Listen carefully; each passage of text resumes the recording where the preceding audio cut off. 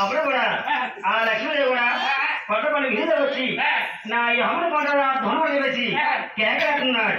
ఎప్పుడైతే కేకలేస్తున్నారో అప్పుడు కూడా ఈ ఆవు సంగతి దూడ సంగతి నాకైతే తెలిసి ఉండదు.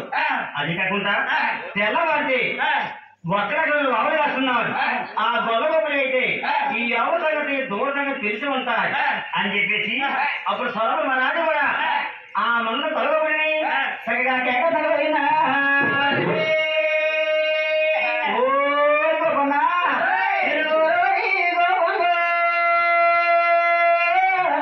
నువ్వు